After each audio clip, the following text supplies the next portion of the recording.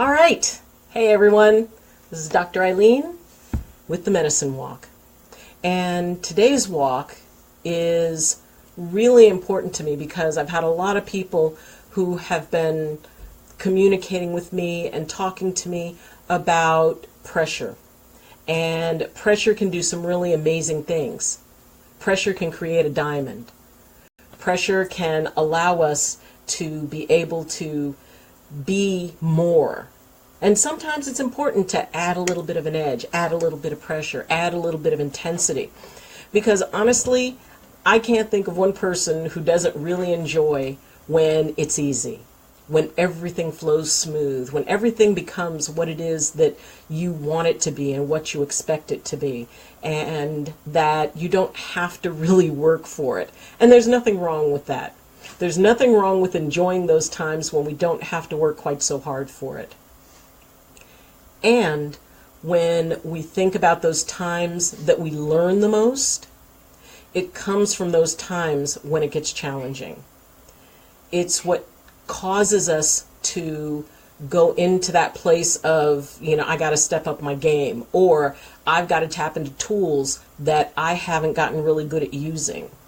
And situations can come up, and issues in relationships, issues in work, in your spirituality. There's always those times when it comes down to, man, I really don't know if I'm up for this. And, we got to push ourselves. We got to say, you know what? If I'm going to do this, it's not going to be pretty, but it'll be the best I can do. So, pressure's not a bad thing. And it can lead to some really uncomfortable stuff. It can lead to us having to maybe look at some truths about ourselves that we're not, real comfortable with. So the idea that we are all here doing the best we can, trying to figure it out as best we can, and really that's been a lot of the pieces of the of working with this and of working with the the different things about this program and about this broadcast. Live stream means you get me exactly as I am. And that's important to me. It's important to me that, maybe it doesn't come across great the whole time. Maybe it's not quite as polished as I'd like it to be, but it's me. And I'm just somebody trying to make it through this world in the best way I can, as much as anyone else is. I don't have all the answers, like I've said before. I just have some really interesting questions. And those are questions that we can work with together. And there are times when I'm under pressure. There are times when, I've got a lot of tools. I was so blessed to have an opportunity to study with some really amazing people. And I continue to have opportunities to study. Because for me, that's one of the ways that I help deal with the pressure, is figuring, okay, maybe there's something new I can learn to make this easier. And there's a lot that can happen, that it's not that you can't do it, it's just you don't have enough information. And pressure creates that emotional response. When we feel pressure, it goes into that place of suddenly feeling vulnerable. It goes into that place of suddenly feeling like we're not good enough, and all the people who said we weren't good enough, and all this other stuff. And often we start that chatter rolling in our heads that takes us away from what it was that was the original issue, to suddenly somewhere totally different, where it's, no, this is about my self-esteem, this is about my faith in myself, my faith in my tools, my faith in my teachers. And it goes into that place of feeling very isolated and very alone. And sometimes it does go into a place of ego where we don't want other people to know how much pressure we're under. We don't want to seem vulnerable. We don't want to seem weak. And everyone has times when they're weak. Everyone has times when they're under pressure. Everyone has times when it's not easy. And if you're going through one of those times right now where it's not easy, I'm really sorry. And I really hope that it works out well for you. And I really hope that when it's all said and done, you're going to get an amazing gift of having learned something new. You're going to get an amazing gift of having realized that you're stronger than you ever thought you could be. And sometimes that's really cool, and sometimes it just hurts. It's just hard. And it just seems that one day leads into the next hard thing, leads into the next hard thing. And it's really very challenging to try to look at that positive piece, to try to look where it is, that silver lining. Okay, the lesson is done. And when we consider, okay, the lesson is done, generally that's sort of an illusion, because that will lead you to another lesson. Every lesson completed leads to something else. It's like, okay, you've got that down. Now here's the next level. Now here's where the new challenge point is. I remember when I first started working in spiritual practices, and I've mentioned this before, that when I first started, I was this wide-eyed, oh my gosh, this is all so cool. This is everything I wanted to learn. And, and then teachers had come into my life, and, learning basic things about using sage to smudge your room. And I remember the first time I was asked to smudge a room, and I felt so, oh my gosh, I'm going to do this wrong. Which, now years later, I know there's no way you can do it wrong. All you have to do is get into your good space, think of something that makes you happy, and use a little bit of sage and smudge your room. And you just walk around the room, and you think about all the great intentions that you want for that. And oh, here's something, smudge. If those of you who have access to white sage or cedar, and we can go into the differences of what you would use and for what occasions. But generally, you would find some white sage, not culinary sage, white sage, and get it dried. And then, and a lot of like metaphysical stores and things like that will have sage bundles, or you can go to a powwow and you can get a sage bundle and you can be able to use that. But, just get yourself a little bit of white sage, Google it, and then you go around. And the idea is that plants have spirits, and the spirit of sage gives the gifts of clearing and cleansing. And so when I come into work in the morning, every single morning, before a single patient comes in, I go into my office and I get my white sage and I smudge my entire room.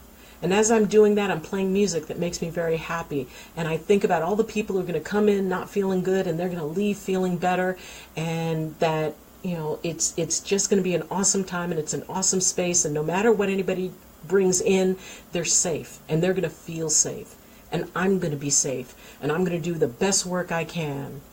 And those are all my thoughts as I'm setting that into motion, as I'm setting that space, so that when that first person comes in, they're coming into a space that is already set for healing and clearing. But I digress. Anyway, when I first started, I was terrified when I was first asked to do that. Even something as simple as that I don't even give a second thought to now. At that time, it was such a big deal to me. It felt like such a huge responsibility, and it felt like pressure. And as I was able to do that, and then moved on to, setting an actual container, feeling like, oh my gosh, now I learned this, now I'm at this level. And that pressure that I felt, yet it was always something that encouraged me. For me, that sort of thing is very encouraging. To be asked to do something that, I may have to really get past a little bit of my own fear in order to be able to say, okay, I'm fairly sure that if I can't do it perfect, I can get close. And that took a lot of years. It took a lot of years for me to reach that point. And when I speak to people about it and they say, it's like, wow, you do this and you do that, and it all seems very fluid. It all seems very natural. It's like, well, it took me over a decade for it to become natural. It took me a decade for it to become something that I could feel comfortable with, that I could just smile and it's like, oh, okay, yeah, I know how to do that. That's not a problem. And it took repetition and it took practice and it took maybe doing it maybe not quite right. And so my teacher would say, it's like, okay, you did a good job, but how does it feel? And that was teaching me to trust my feelings. When he'd say, okay, is the energy in this container set well? Is this a good space? And I didn't know. And so what I would do is I would, I think so. And it was like, no, you can't think. No. I wanted him to tell me that it was okay. I wanted him to critique me and say, okay. And he goes, no, I'm not going to tell you that. You tell me if this is a good container. And if I said, yes, I think it's a good container, maybe he might look at me and go, uh-huh, okay, and walk away. And I go like, okay, what does that mean? Or he might smile and nod and say, yeah, this is a good space. This is a good healing space. Nicely done. So the idea that I had to start learning to trust myself, I had to start learning to understand that the pressure that I was under was a good thing, and that it helped me to challenge myself at a much higher level.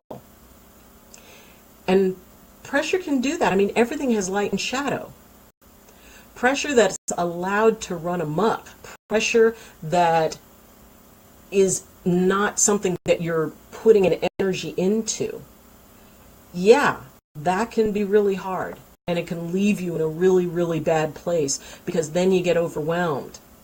Then it becomes, I can't do this, I need somebody else to do this, I need, and you really don't allow yourself the time to go, you know what, okay, give it a try, let's collect ourselves, we can do this.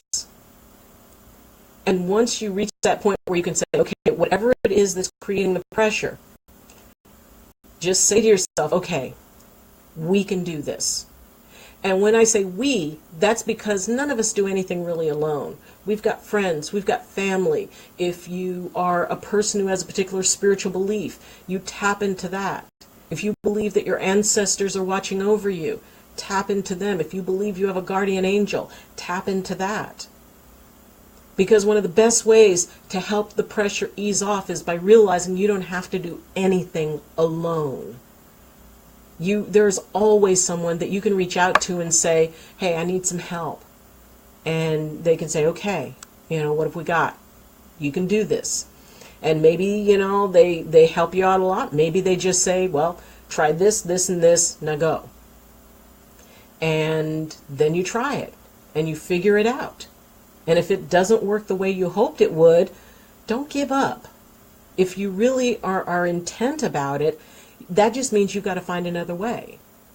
And part of the joy of the journey, and we talked about that, is that it's not about reaching the destination. It's not about reaching some huge level of enlightenment or empowerment or whatever it is you're meant to be. That's going to happen. But it's those steps that get you there that are the most important. It's the trial and error. It's the, 2 steps forward, 1 step back. It's when it gets really, really challenging and you say, you know what? This is not going to beat me. This is not going to, take me down. This is not going to take me into a place I don't want to be within myself. I am going to find a way. There is a way. And just by setting your mind into that, it often makes it a lot easier. Then it's not a matter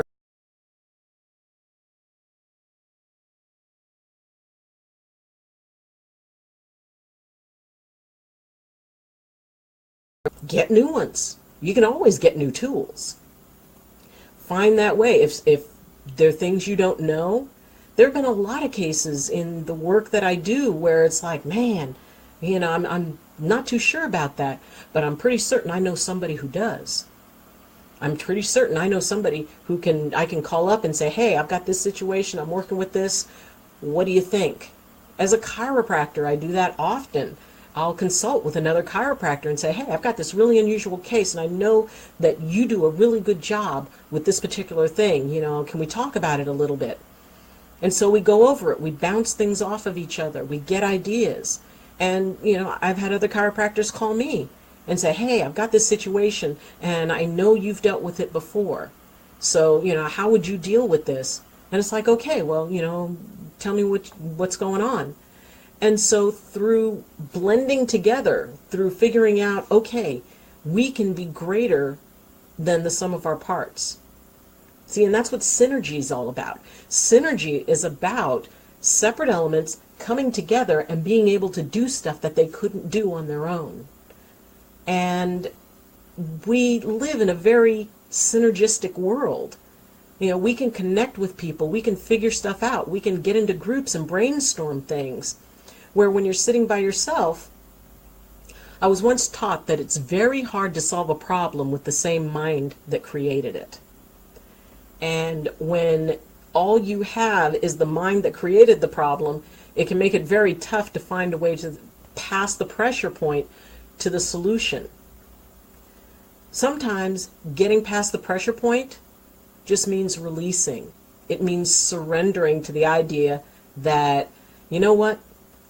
Maybe I don't have everything I need to do this. I can't do it alone, but I still want to do it. So I've got to figure out a way how. When people are training for the Olympics and, they're having to, go over and over again. If it's a runner and they run and they get a particular time and they run again and they've got to beat that time. And each time they've got to beat that time a little bit more. And when you're working with anything, it's sort of like that.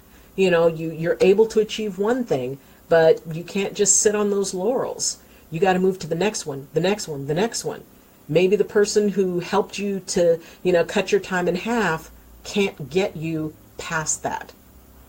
And that means no matter how helpful that person has been, maybe you need to find somebody else and go, okay, there's a new trainer, they can shave off another 20 seconds or 0.2 of a second. People can take us up to a certain point, to their ability, to their knowledge, to their skill. It's sort of like you're going through school and you go first grade, second grade, third grade, fourth grade, fifth grade, sixth grade, and then suddenly, boom, you're up in junior high. Now some do like seventh grade in it, but whatever. But either way, you reach that point where the training and the education where you're at, that's as far as they can take you. Then you need to go and train with others. You need to go up to junior high. And then you go through that. You learn, you learn, you learn. Then it's high school. Then it's college, if you choose to go there. But the idea is that if we stop at that point of pressure, if we feel that pressure and get stuck in it, and get stuck in the stories that we tell ourselves about why we can't move forward easily, then we're not going to get to the place where we want to. When we meet that point, we recognize the pressure, study the pressure. Study where it is in your body. For some people, they feel it in their throats. For some people, they may feel it in their belly. Sometimes health problems will trigger up. Maybe insomnia. Where is that pressure coming in? Where are you feeling it tighten? Maybe you don't feel like you can take a deep breath. But go to that place within yourself and study it. Take a look at it. Tell yourself, okay, I'm feeling pressure. This is how it's manifesting in my body. This is how it's manifesting in my relationships. It may be that suddenly people are saying, it's like, wow, you are really short-tempered. And it becomes that place of, okay, either I can get mad at them and resent them for it, or I can take a breath and go, okay, yeah, I am feeling short-tempered. And it may be something that you would have gotten short-tempered about anyway. It's not always that black and white. Maybe it was just genuinely irritating. And if you can figure out where you are in that moment, if you can figure out where your head is at, where your heart is at, where your spirit's at, if you can figure all those things out, and if they're saying, hey, we're not in a good place, there's something deeper going on. And, it's like going in the ocean. The deeper you go, the pressure increases. And you can acclimate to it. You don't try to go all the way down all at once. You go down to a certain level and then you stop. And then you go down and you do the same thing coming up.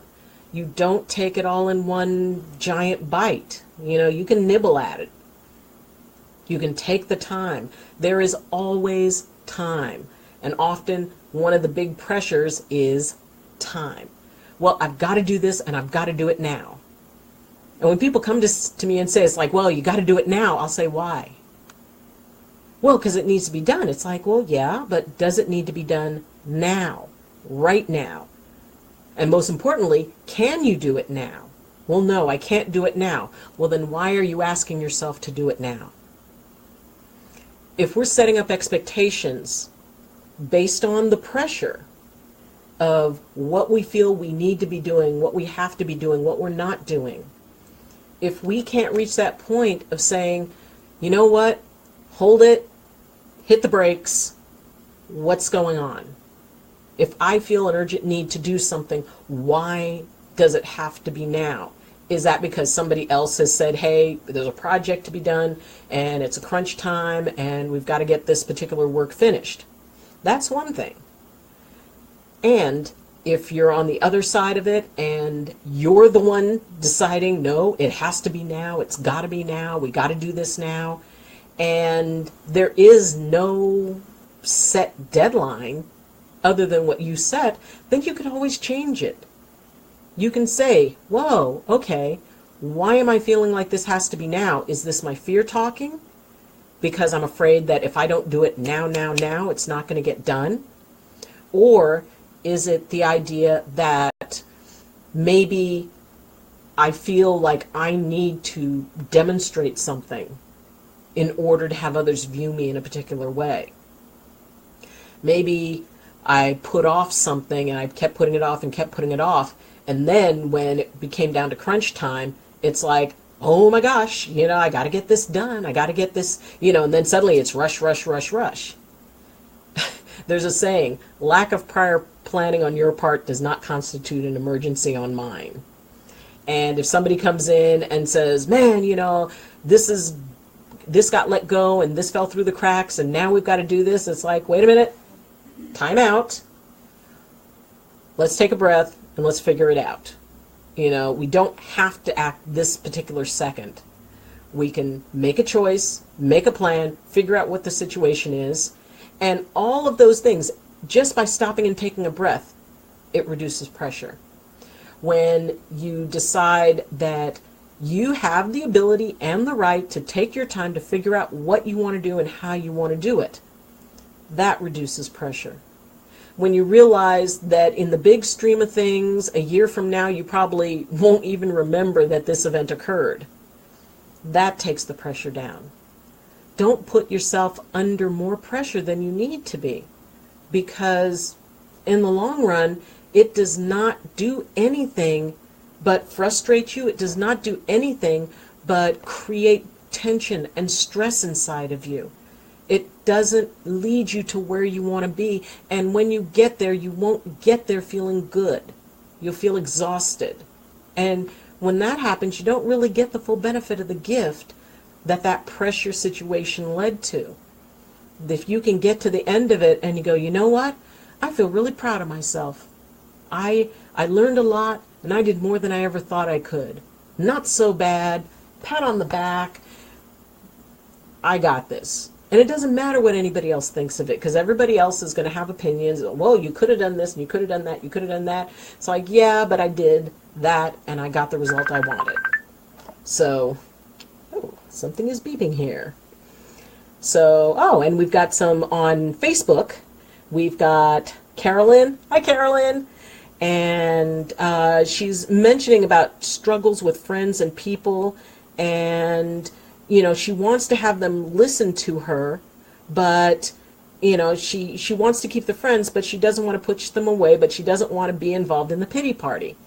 So that makes a lot of sense, because often one of the biggest pressures we can have is pressures in our relationships with our friends, and what we want for them, which cannot be more than what they want for themselves. Our expectations for them cannot be more than their expectations for themselves. What is good enough for them is going to have to be good enough for you. And that's really, really hard. And I do know that that is tremendously difficult. And I understand that you want what you want for them because you love them. And when somebody is just that resistant to wanting to change, wanting to shift, they're still in their place. They're not in the place where they can really step up to it. And giving them time and backing off. Okay, when I was raising my sons and I would hear myself repeating the same thing over and over and over again, and going, it's like, all right, you need to do this, you need to do that. Why aren't you doing this? Why aren't you doing that? Why are you making this choice? But it was the same conversation I was having over and over again. And when I reached the place where it's like, you know what? And they say, well, I'm going to go do this. Okay, fine. I didn't ask them if they had gotten their homework done. It's like, you got stuff to do. You got things to do. I'm out. Go ahead. And often people consider that very scary. But by doing that, by backing off, by not trying to pull, but lead by example, you can be able to get people to kind of come around and go, wow, maybe this person's maybe they know something. But they're not trying to force me to be someone or to respond, because as soon as you apply pressure, pressure is going to be applied back. Resistance happens. If somebody's going to do something, and short of a felony maybe, but if they want to do something and it's like, you don't think it's a good idea, try just saying, oh, okay, and not saying anything. Because what you'll find is they will relax, they will open up to you, it releases the pressure in the relationship. So, how much is too much space to give? That's for you to figure out. You've got to reach the place where if it means that you have to leave them for a while, if they have to go and figure stuff out, then that's as much space as is necessary. But you can let them know. You can say, you know what? I can't be here for this. I will back you up. I will do whatever it takes, but I can't go along with this. I don't resonate with this. I can't be here for this part of your journey. When you're ready to make a change, when you're ready to shift, I'll be happy to be there. But if it's just gonna be resistance, I can't watch you do this to yourself. And then you give them space. And eventually, they usually come around. So, let people be who they are, even if it scares you. Because ultimately, you need to be who you are. You are your own full-time job, and in your spare time, you are your hobby. Focus on that. Focus on what you need to do. Because it's very easy to get wrapped up in what other people need to do when we don't want to deal with the stuff that we need to take care of inside. So, it takes a lot of pressure to make a diamond, and the finest steel is forged in the hottest fires. But you can do this. You can be able to manage this. You can find that balance point.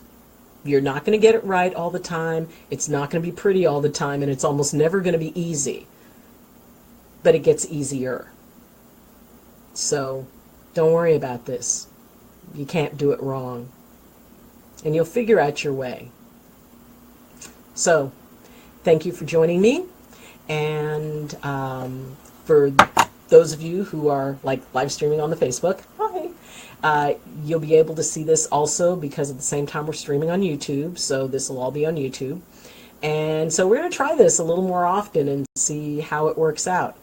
So you can like share, and oh, most importantly, subscribe. I would really love to see, a lot of people subscribing, because what that does is it allows me more direct access when I send out stuff, when I put out notices. And when you click subscribe, there's going to be a little bell, and you can click that, and that'll be notifications, which means that you are definitely going to get notifications anytime anything comes up. So thank you for joining me. And until next time, I wish you balance, and I wish you blessings from my heart to yours. I love you.